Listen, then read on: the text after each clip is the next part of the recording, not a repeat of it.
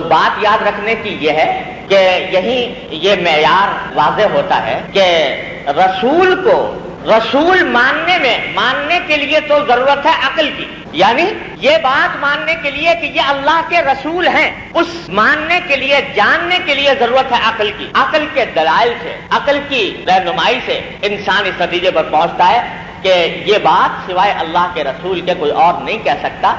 یہ جو بات کہہ رہے ہیں وہ اللہ کے رسول اور پیغمبر ہونے کی حیثیت سے کہہ رہے ہیں، تو ان کو رسول ماننا، رسول جاننا، رسول پہچاننا، یہ کام ہے عقلی دلائل کا۔ لیکن جب عقل نے اس نتیجے تک پہنچا دیا کہ یہ اللہ کے رسول ہے، اور اس نتیجے تک پہنچا دیا کہ یہ ایک عملی پیکر ہے اللہ کی ہدایات کا، اللہ کی تعلیمات کا، تو اس کے بعد پھر عقل کا معاملہ ختم ہو جاتا ہے۔ آگے پھر دائرہ کار ہے محبت کا، دل کا، کہ جب یہ مان لیا کہ اللہ کے رسول ہے، اللہ نے ان کو بھیجا ہے اور یہ ہمارے لیے نمونہ بن کر آئے ہیں، تو اب یہ عقل انسان کو اس نتیجے تک پہنچاتی ہے کہ یہ قابل محبت ہستی اس کائنات میں اللہ کے بعد سب سے زیادہ قابل محبت ہستی اگر کوئی ہے تو وہ محمد رسول اللہ صلی اللہ علیہ وسلم کی ہے۔ اب آگے جو کام چلے گا وہ اس محبت سے چلے گا، اور یاد رکھیے کہ محبت جو ہے وہ جب ایک مرتبہ ہو جائے تو اس کے بعد عقل پیچھے پڑ جاتی ہے، محبت آگے بڑھ جاتی ہے۔ اقبال مرحوم نے کہا کہ پختہ ہوتی ہے اگر مصلحت اندیش ہو عقل، پختہ ہوتی ہے اگر مصلحت اندیش ہو عقل، عشق ہے مصلحت اندیش تو ہے خام ابھی، محبت مصلحت اندیش نہیں دیکھی۔ محبت کا کام یہ ہے کہ میرے محبوب نے یہ حکم دیا ہے، مجھے یہ کرنا ہے، میرے محبوب نے یہ نمونہ بنایا ہے، مجھے اس کی اتباع کرنی۔ وہ یہ نہیں سوچتی کہ اس میں فائدہ کیا ہے، وہ یہ نہیں سوچتی کہ اس میں حکمت اور مصلحت کیا ہے۔ محبت کا کام نقل اتارنا ہے، محبت کا کام اتباع کرنا ہے، محبت کا کام اس شخص کی جس سے محبت کی جا رہی ہے اس کے ہر نقل و فعل، اس کے ہر قول و فعل کی پیروی، وہ مصلحت اور حکمت تلاش نہیں کرتا۔ وہ کہتا ہے اقبال مرحومی نے کہا کہ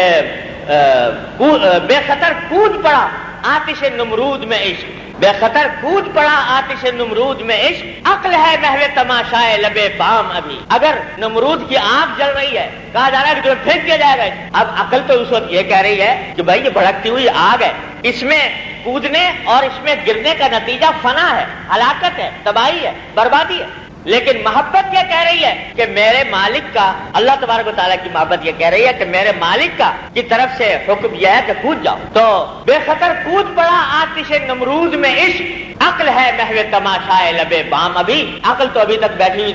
سوچتی رہتی کہ اس میں کیا حکمت ہے، کیا مصلحت ہے، کیا فلسفہ ہے، وہ اسی فلسفہ میں گم رہے، لیکن محبت آگے بڑھ گئی اور اس نے آ کر اس نمرود کی آگ میں کود گئی، اور کودنے کے بعد دیکھا تو وہی آگ گلزار بنی ہوئی، وہ باغ بنی ہوئی، اللہ تعالیٰ نے اس کو ٹھنڈا کیا۔ تو محبت ہے وہ چیز جو در حقیقت محمد رسول اللہ صلی اللہ علیہ وسلم کو رسول ماننے کے بعد جو انسان کا کام ہے وہ محبت، اور جب محبت آ گئی تو جو بھی حضور اقدس صلی اللہ علیہ وسلم کی سنت ہے یا حضور اقدس صلی اللہ علیہ وسلم کا ارشاد ہے یا آپ کی کوئی ادا ہے، اس میں یہ دیکھنا کہ بھئی ہماری عقل کے لحاظ سے یہ ٹھیک ہے کہ نہیں ہے، اس میں کوئی حکمت، کوئی مصلحت ہے کہ نہیں ہے، یہ بات بند ہو گیا۔ عقل کا کام اس وقت تک تھا جب تک تم نے محمد کو صلی اللہ علیہ وسلم اللہ کا رسول مانا تھا، لیکن جب رسول مان لیا تو اب کام محبت کا ہے۔ اب یہ نہیں ہے کہ ہمیں فلاں ادا پسند آ رہی ہے، فلاں نہیں آ رہی ہے، اور فلاں ہمیں حکمت کے اور عقل کے مطابق نظر آتی ہے، فلاں عقل کے خلاف نظر آتی ہے۔ محبت کا کام تو یہ ہے کہ محبوب کی ہر ادا کی اطاعت کی۔ صحابہ کرام رضی اللہ تعالیٰ عنہم اجمعین، اللہ تعالیٰ ان کے نقش قدم پر ہمیں چلنے کی توفیق عطا فرمائے۔ ان حضرات کو دیکھیے کہ انہوں نے نبی کریم صلی اللہ علیہ وسلم کی محبت کا کیا حق ادا کیا، کس طرح مثالیں دیکھیے ان کی زندگی کے اندر، کیا عجیب و غریب محبت کا نمونہ صحابہ کرام نے پیش کیا ہے کہ حضور اقدس صلی اللہ علیہ وسلم نے جو بات فرما دی زبان سے یا کر کے دکھا دی تو کبھی یہ سوال دل میں پیدا نہیں ہوا کہ اس کے پیچھے فلسفہ کیا ہے، اس کے پیچھے حکمت کیا ہے، مصلحت کیا ہے۔ بس ہمارے آقا کا یہ طریقہ ہے، ہمیں ہر حال میں اس کی پیروی کریں۔ حضرت عبداللہ بن مسعود رضی اللہ تعالیٰ عنہ، آپ نے نام سنا ہوگا، وہ صحابی ہیں حضرت صلی اللہ علیہ وسلم کے، وہ صحابی ہیں جو سابقین اولین میں سے ہیں، بالکل ابتدا میں اسلام لائے تھے اور حبشہ کی طرف ہجرت بھی کی، مدینہ منورہ کی طرف بھی ہجرت کی، 2 ہجرتیں کرنے والے، اور وہ صحابی ہیں جن کے بارے میں بعد کے تمام علماء اس بات پر متفق ہیں کہ یہ افقہ الصحابہ ہیں، یعنی تمام صحابہ کرام میں سب سے زیادہ فقیہ، فقہ فقہ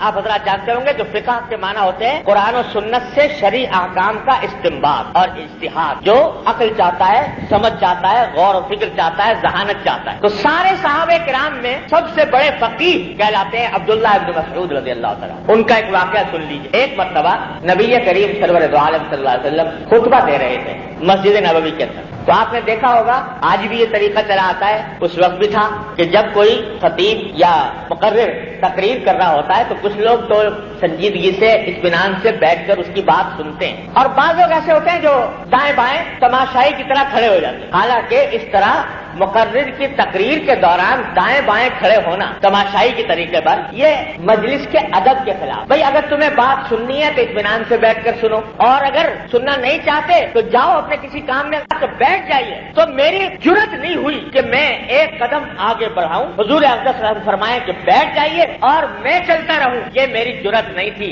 محبت نبی کریم صلی اللہ علیہ وسلم کے ساتھ محبت کا تقاضا یہ تھا کہ جب کان میں پڑ گئی بات تو اس کے بعد اس کے اوپر عمل کرنے میں ایک لمحے کی بھی تاخیر نہ۔ یہ ہے محبت کرنے والے نبی کریم صلی اللہ علیہ وسلم۔ ورنہ عقلی تعویلات بے شمار ہوتے اور یہ عقلی تعویلات اتنی غلط بھی نہ ہوتی، لیکن محبت کا تقاضا یہ تھا کہ محبوب کے زبان سے یہ کلمہ نکلا ہے تو اس کے بعد ایک لمحے بھی اس میں تاخیر نہ ہو۔ سوشل میڈیا پر سب سے قدیم اور سب سے ریلائبل برانڈ درسقرآن.com